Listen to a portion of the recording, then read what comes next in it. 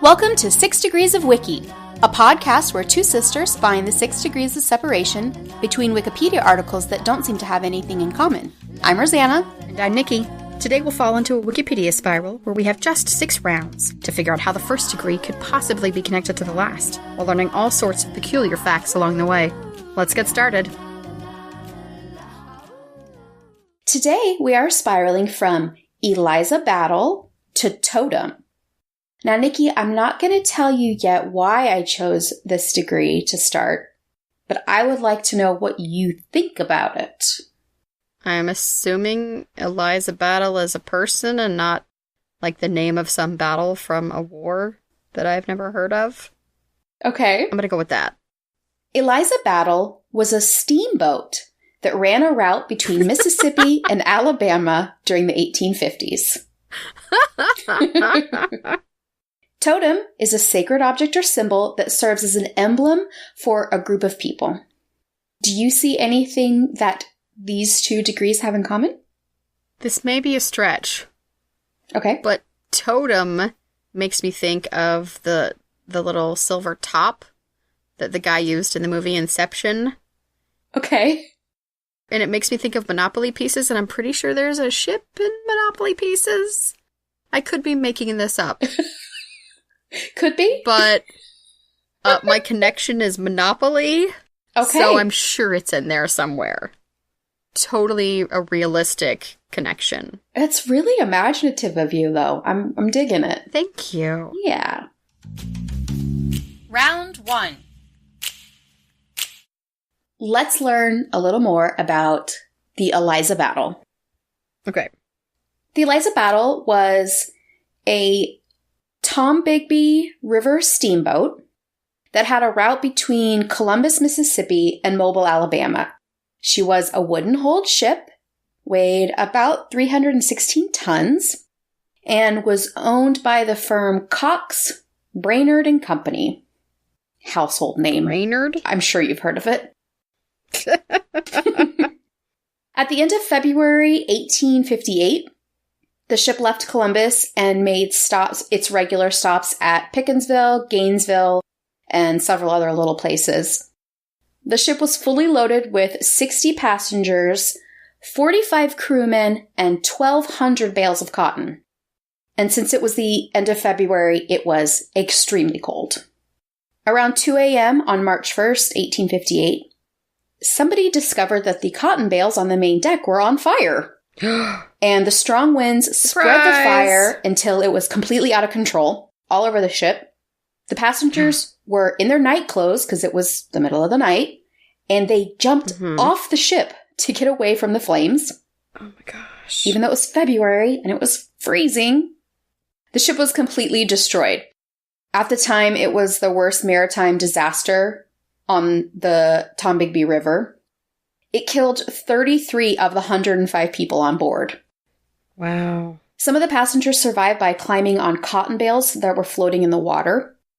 The survivors were rescued by the ship Magnolia and also by local residents. They helped people as they were coming out of the water. The hull of the wreck is still at the bottom of the river today, about 28 feet down. Now, here's where I'm going to get into the reason that I picked this as my starting degree. As you know, it is October. It is October. It's October. Ooh. The month of hauntings, like haunted ships. This ship became part of Alabama's folklore as a ghost ship. And has been part of several fictional stories, including one called The Phantom Steamboat of the Tombigbee in the book 13 Alabama Ghosts and Jeffrey. Many, many people since then report seeing the burning ship. Wow. The sightings usually happen on a cold and windy winter night, and people can see the ship fully engulfed in flames.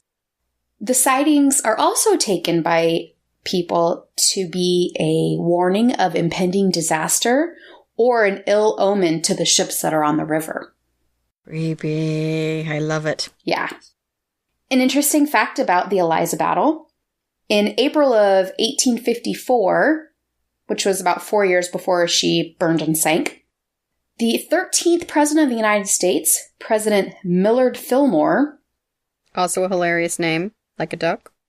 President Fillmore attended a reception on the Eliza Battle because she was considered one of the most luxurious riverboats in Alabama at the time. Round 2. All right, Nikki. What do you think the next degree is? I wrote down 3 things. Okay. And one is much more exciting than the other 2. Okay. I wrote Mississippi, Millard Fillmore, and Ghost Ship. Obviously, you know I want to pick Ghost Ship. Obviously. That would be super cool. But I'm leaning toward Millard Fillmore just to try to get out of the Ghost Ship area. I'm going to go with the 13th President, Millard Fillmore. Okay. Most likely to be a duck. Your guess of U.S. President Millard Fillmore is incorrect. Oh. Was it Ghost Ship? No. Okay. What was it? The next degree is 13 Alabama Ghost and Jeffrey. Of course it is. Of course it is. Wait, what's the last word? Ghosts and Jeffreys? Yeah, Jeffrey. That's it. Oh, I know. It's amazing. Listen. I really want to know, like, is Jeffrey another ghost that doesn't quite fit in with the other ghost stories? I'm very intrigued. So 13 Alabama Ghosts and Jeffrey was the first book published by folklorist Catherine Tucker Wyndham and Margaret Gillis Fye in 1969. It is 13 ghost stories based in Alabama, and it was actually the first in a series of 7 Jeffrey books that mostly featured Alabama ghost stories. Jeffrey is a ghost that allegedly haunts Wyndham's home. The family, once they moved in, they started hearing footsteps in empty rooms. One night, the Wyndhams had company at the house, and the younger people decided to play with a Ouija board, and they tried to contact Jeffrey. Uh-oh. They took a photo, and a shadowy human-shaped figure showed up when it was developed. After that, Wyndham contacted Fye, who was a collector of ghost stories, and they started writing the first book. Wyndham chose stories for her books that would be entertaining to many generations, so lots of people could read the books and then read them together. Her goal was to write stories that would be a part of Southern folklore, and that would be commentary on not just the ghosts, but the location. Okay. The book was adapted into a stage musical, and Wyndham saw its premiere at the Red Mountain Theater in October of 2010 before she passed away. I really want to see a stage musical about ghosts. That sounds fantastic. Yeah.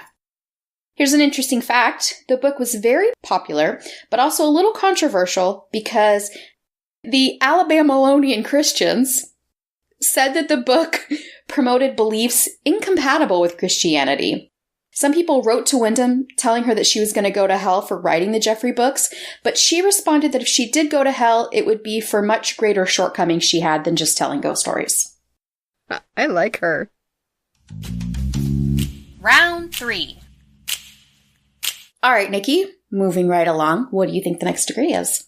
You really only gave me one choice here. It's Really? October. It's the month of Halloween. I want everything to be spooky and creepy, so of course I'm going to go with Ouija board. A Ouija board. Mm-hmm. Okay. Your guess of Ouija board is incorrect, but it was a good guess. Thanks. The next degree is ghost story. Huh, okay. I feel like that one just went right over my head. So, I'm sure lots of people don't know what a ghost story is. I'm going to break it down for you. A ghost story is any piece of fiction or drama that includes a ghost or is based on the premise that there is a belief in the possibility of ghosts. These ghosts can be summoned by magic, or they can just appear on their own, usually unwelcomed. Ghost stories are part of ghost lore and can be found in different formats within genre fiction, weird fiction, supernatural fiction, or horror stories. And they're often meant to be scary, but they can also be comedic, or they've been told as a morality tale. Oh, like Scooby-Doo. Exactly like Scooby-Doo. If it weren't for those meddling kids. It was never a ghost, though. No, that was the thing. The monster was always a person. A person, yeah. That's the real monster. That's right. Humanity. Ghosts sometimes appear as a prophet of the future. Belief in ghosts is found in every single culture around the world. And they've been passed through generations orally and written for thousands of years. A good example of an oral ghost story is a campfire story. Oh, those are great. Ghosts in stories can appear as smoke or vapors, or they can be more substantial, looking like they did when the person died, often including their lethal wounds. Ugh. Ew. Like nearly headless Nick, am I right? Ghosts appear in literature as early as Homer's Odyssey, and they're even in the Old Testament. Ghost stories also include haunted houses, ghouls, possessions, and animated corpses. Ooh. I already love this episode. I'm so excited about what could happen next. I don't even know. It's great. Ghost stories moved from the English Renaissance theater in the mid-16th century to border ballads, which is like there was a turbulent border between England and Scotland. And so these stories often featured like dead lovers and children that had died. Then they moved on to the Romantic era and Gothic novels in the 18th century. Then there was a golden age of the ghost story that was inaugurated by Edgar Allan Poe, of course. Excellent.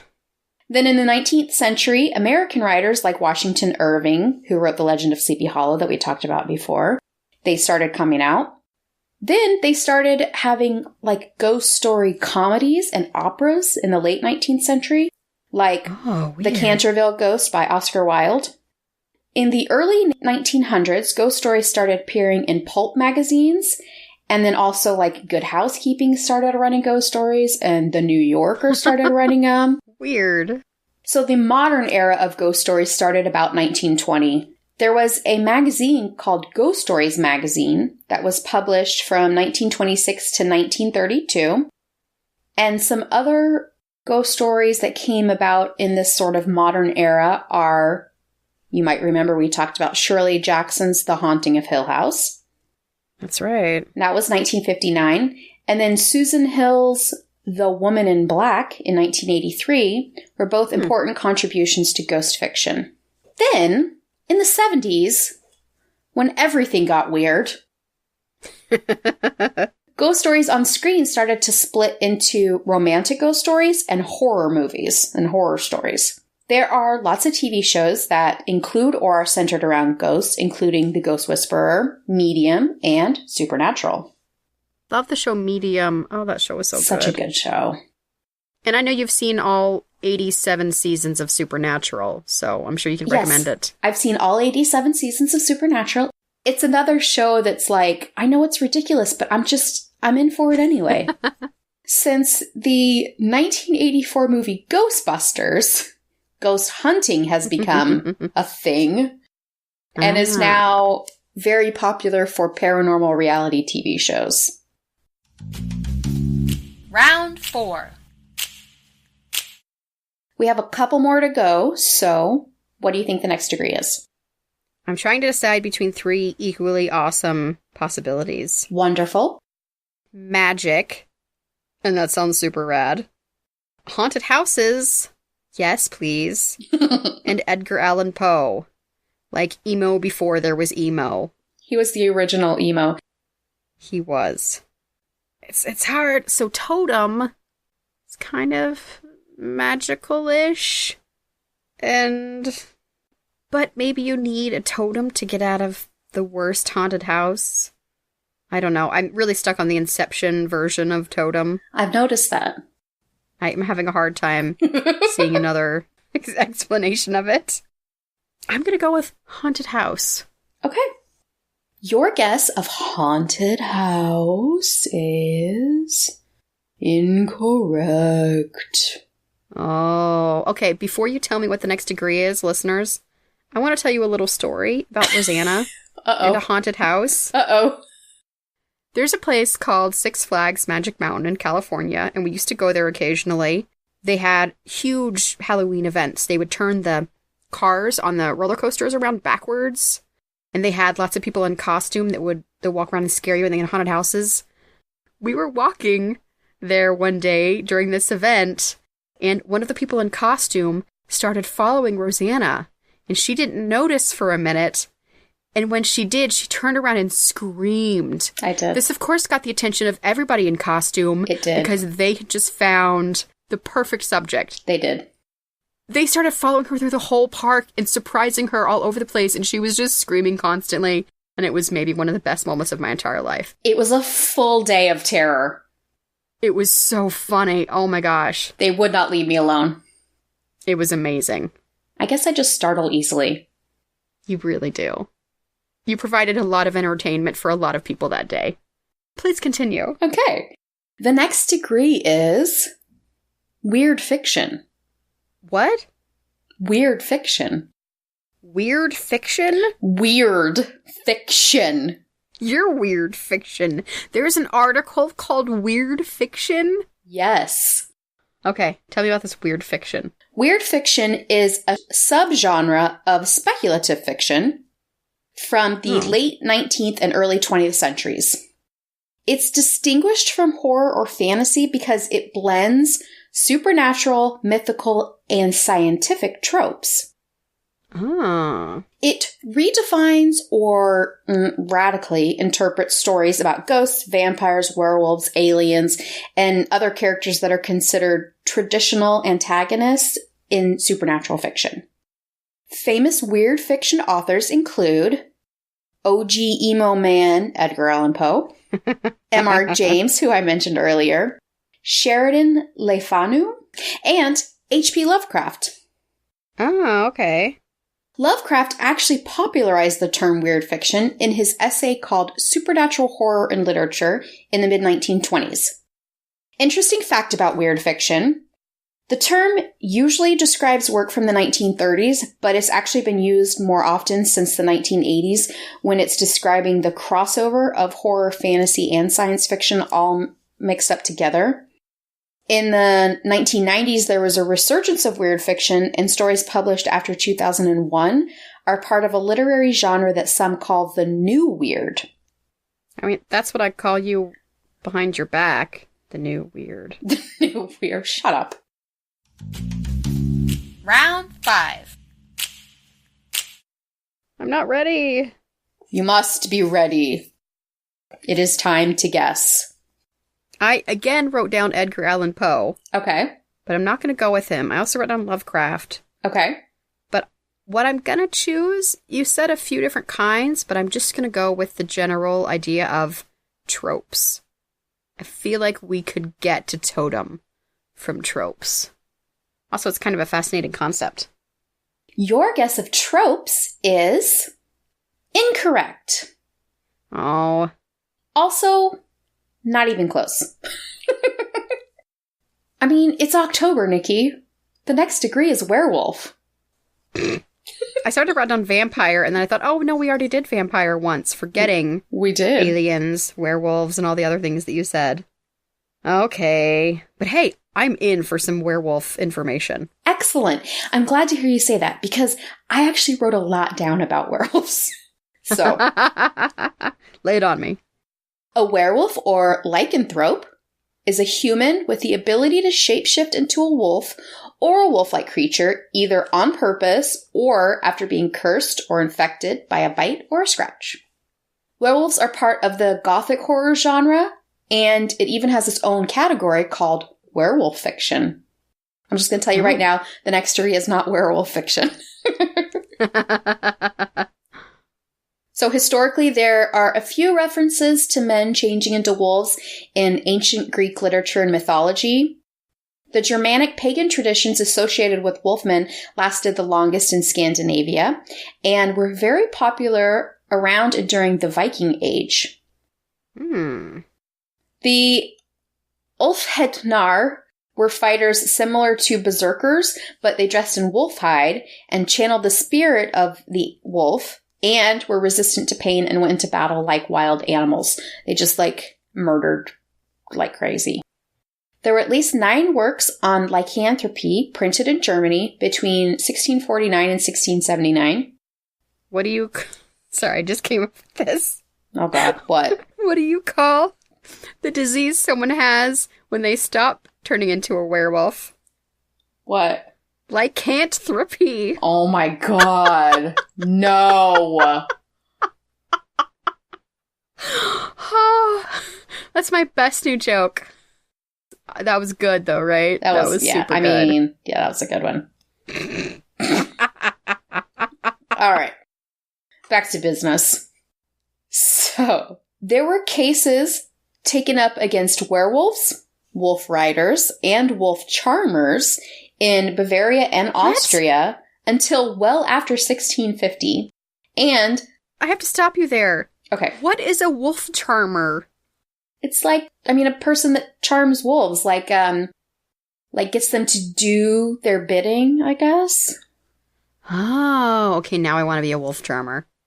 Well, they'll send you to jail for that. It's a crime. Well, in 1650 it was a crime. Widespread belief in werewolves and integration into folklore, though, didn't actually come until after the 14th century in Europe.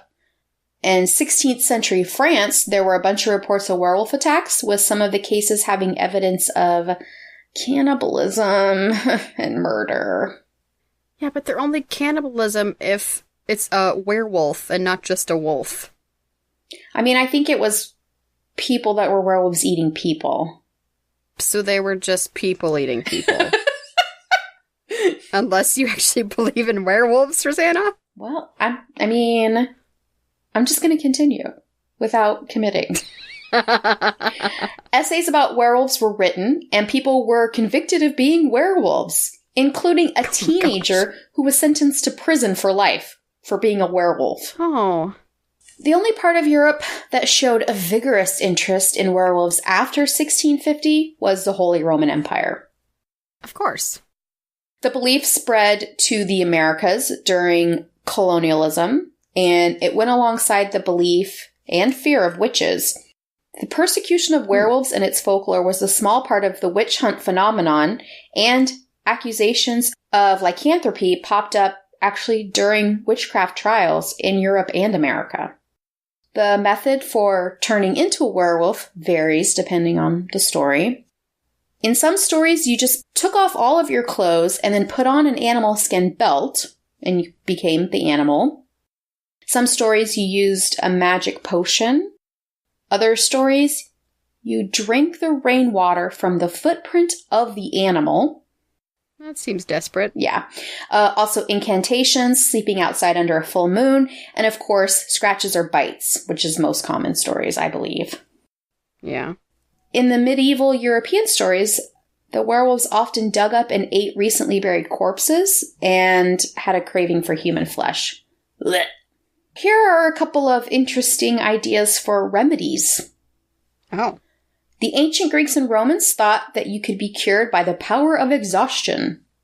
They just made you work until you weren't a werewolf anymore.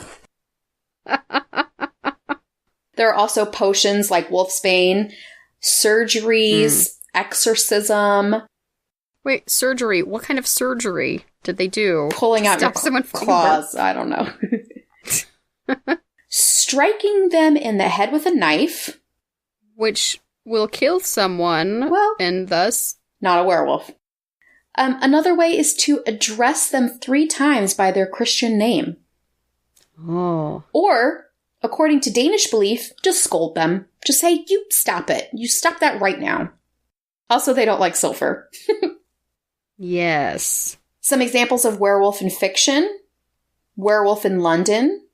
The Wolfman. An American Werewolf in London. And then the American Werewolf in Paris. Underworld. And, of course, Twilight. And Teen Wolf. And Teen Wolf, of course. I have a couple of interesting facts about werewolves. Okay. Scholars have said that since wolves are one of the most feared predators in Europe, it made sense that they were projected into the folklore as an evil shapeshifter. Areas without wolves have similar stories, but theirs use different predators, because of what is in their area. So in Africa, they have the were hyena. In India, they have were tiger and were puma. And in southern South America, they have were jaguars. I mean, any animal that a person turns into is a were something. Were pigeon, you know? Were ferret. Nazi Germany used werewolf in 1942 to 1943 as the code name for one of Hitler's headquarters. Boo. It was spelled Werwolf. In the war's final days, the Nazis' Operation Werewolf aimed at creating a commando force that would operate behind enemy lines as the Allies advanced through Germany. Double boo. Triple boo! Oh. Round 6. All right, Nikki. We have 1 degree left. What do you think this degree is? Remind me of the totem definition again, please. Totem is a sacred object or symbol that serves as an emblem for a group of people. As much as I want to go with wolf charmer, because that sounds really, really fun.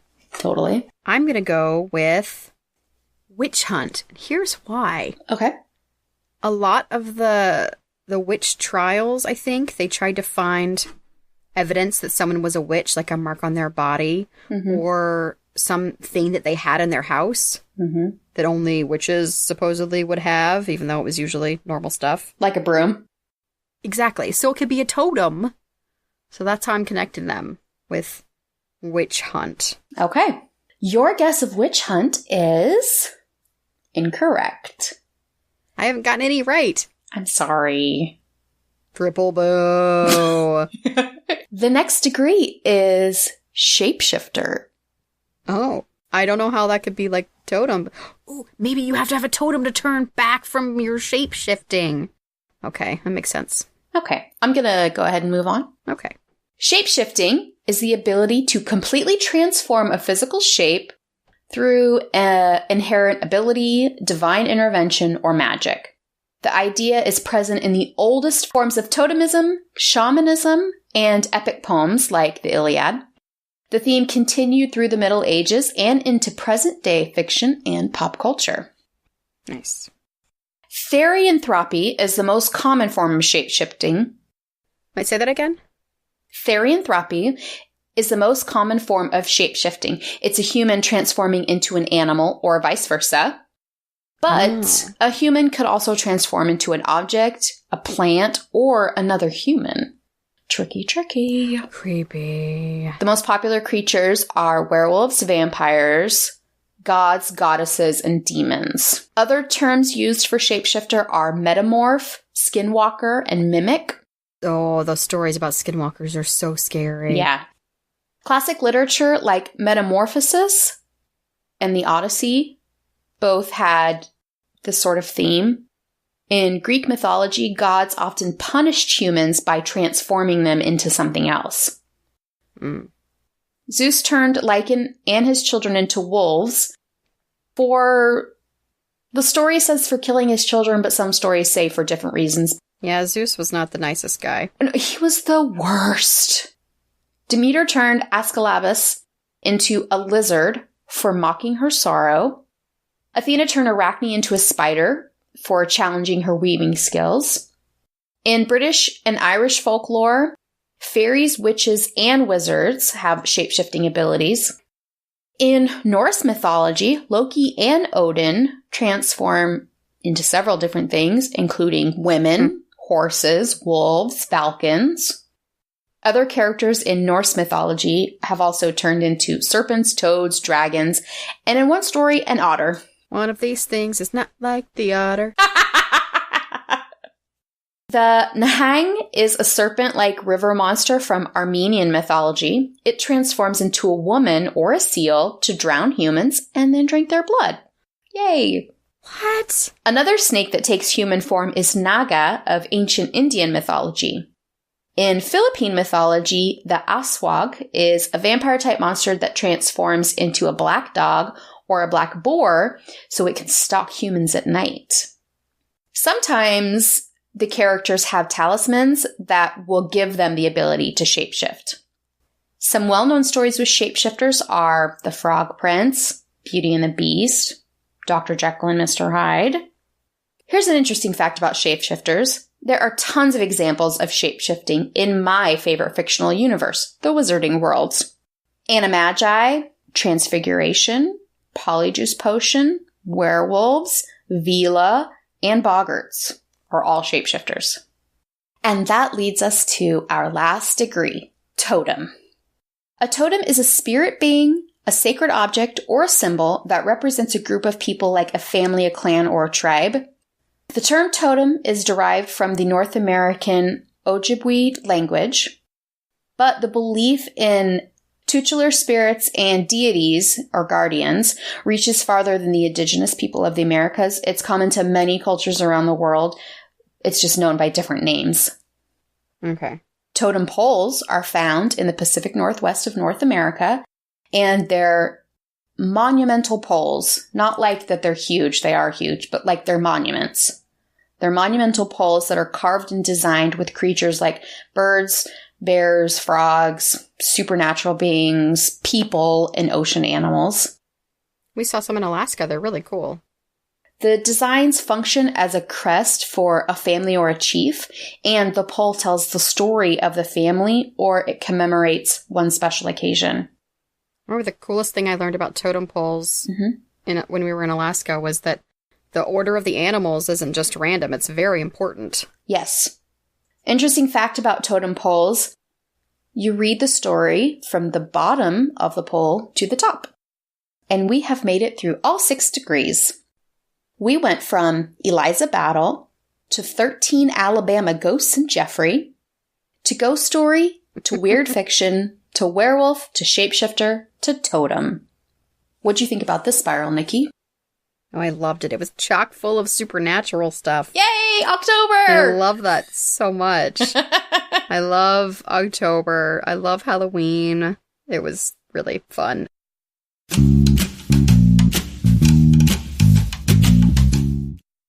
Listeners, as you know, we are getting ready to start our season 2 after a year of doing this show. And so we're making a little bit of tweaks and changes. And one of them is we have renamed our Cheek of the Week. Now it's time for Whim of the Week. Our whim this week are supernatural sidekicks. We have each chosen one fictional universe. We are going to choose the animal or shape-shifting or magical person that we would want to be our sidekick from that universe. Rosanna, would you like to start? I will start. Now, this is probably going to blow everybody's socks off, and everybody's going to be shocked and surprised. I have chosen the wonderful wizarding world of Harry Potter. Do do do do do do do do do do do do. For me, I actually had a really hard time picking something because there are so many great things to pick from. So I went ahead and just pulled 2. I picked a person and an animal. I'd probably go with Molly Weasley. Oh, nice. I love Molly so much. I think she would be amazing to have around. She's brave and strong and smart and just everything. She's a wonderful, wonderful character. I would love to have her by my side. And then for an animal, I picked Fox, the phoenix, because the phoenix would be a great pet. Their tears will heal you. So that's kind of good to have around, right? That's handy. Mm-hmm. Who do you think you would want to have as your sidekick, Nikki? That's really hard because there are some characters I really like. So many good characters. But also some really cool creatures. I mean, the mermaids are really cool. So many fantastic creatures. Get it? Okay, this one's weird, but I think I'm going to have to go with the Cerberus. Ah, Fluffy. As a protector of both my stuff and me. Hey, it's my turn. I have chosen the fictional universe of Game of Thrones, or A Song of Ice and Fire. Excellent. Am I supposed to do the theme music? Dinklage, Peter Dinklage, Peter Dinklage, Peter Dinklage, Peter Dinklage, Peter Dinklage, Peter Dinklage, Peter Dinklage, Peter Dinklage. I would choose one of the faceless men, preferably Arya, to be my sidekick / partner, because they can get you in anywhere. That's true. And probably make you rich. Oh, definitely. And yet not get caught. I really don't want to use them as assassins, even though I know that's their main purpose. I would use them for less nefarious purposes. Less murdery purposes. That's a good one. What about you, Rosanna? Well, if I was going to pick a person, I would pick somebody that's not magical, but fictional because it's not real. And I think I'd go with Brienne of Tarth. Oh. Because, I mean, bodyguard, right? She's amazing. But if I had to pick an animal, I would definitely get a direwolf. They're so cool. They're big and loving and loyal and strong and protective and, I mean, everything that you want in a partner or a pet. Listeners, if you've only seen the show and haven't read the books, the direwolves are much bigger in the books than they are in the show. Listeners, you should let us know which characters you'd pick from these universes and other fictional universes that you'd want to have by your side during a battle. Or just, day-to-day life as a friend. Can you imagine going to brunch with Brienne of Tarth? I want to.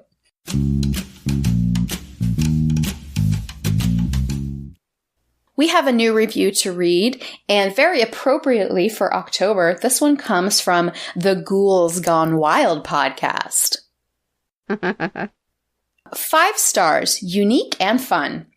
Love this unique podcast. I really enjoy the random facts and seeing how they'll relate to each other. I find myself playing along as I listen. Definitely give this podcast a try. That was nice. Thank you so much. I love hearing people say that they play along.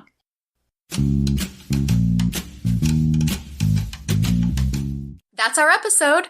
Tune in next time for another 6 Degrees of Wiki. You can keep up with us on Twitter, Facebook, and Instagram at 6 Degrees of Wiki. If you enjoyed this podcast, you can support the show by leaving a review, buying 6 Degrees of Wiki merch like t-shirts, mugs, and bags, or even by donating directly to the show at 6degreesofwiki.com. Thanks for listening, and we'll see you next week.